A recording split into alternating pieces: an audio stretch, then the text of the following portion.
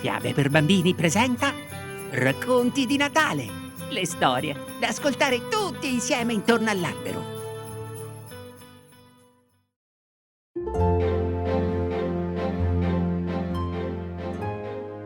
La casa era stranamente silenziosa. Nemmeno un topo si muoveva in questa vigilia di Natale. Le calze erano state accuratamente appese al camino.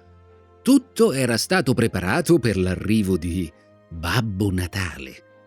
Tutti i bambini erano stati sistemati nei loro caldi lettini ed erano sull'orlo di deliziosi sogni color confetto.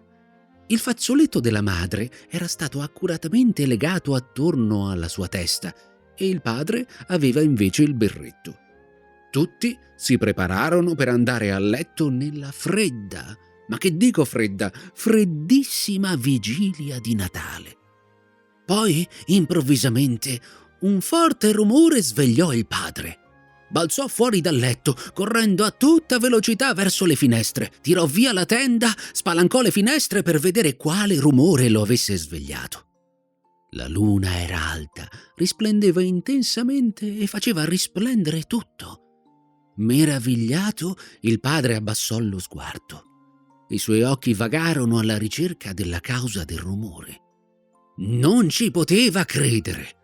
Nel prato era parcheggiata una minuscola slitta con 8 minuscole renne.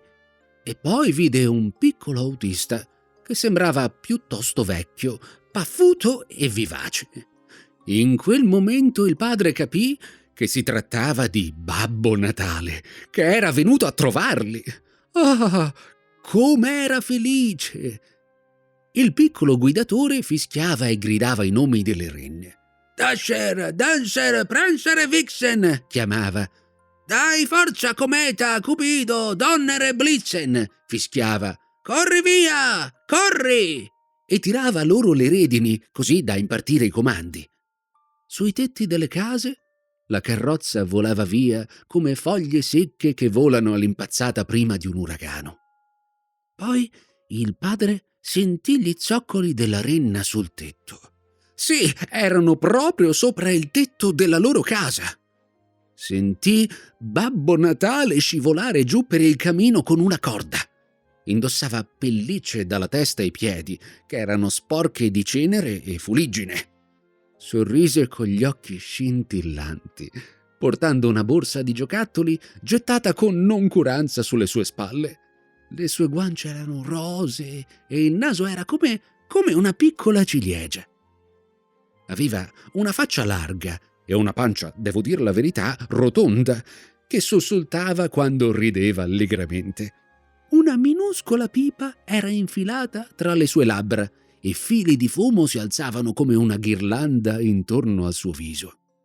Era un piccolo elfo, paffuto e permaloso. Quando il padre si rese conto che era un elfo, rise sommessamente. Non c'era nulla da temere. Il piccolo elfo non disse una sola parola, ma si mise subito al lavoro. Con immensa cura e amore riempì ciascuna delle calze appese al camino.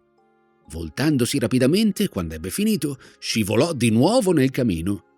Tenne la corda e le diede un colpetto e fece un cenno con la testa e salì per la canna fumaria. Arrivato sul tetto, fischiettò ai suoi compagni e saltò sulla slitta. La piccola slitta decollò subito dopo che il piccolo elfo vi saltò dentro e volò via, via nella fredda notte della vigilia di Natale. Buon Natale a tutti e buonanotte a tutti! Così sentì il padre. Sentì gridare e cantare l'allegro elfo mentre scompariva nella notte.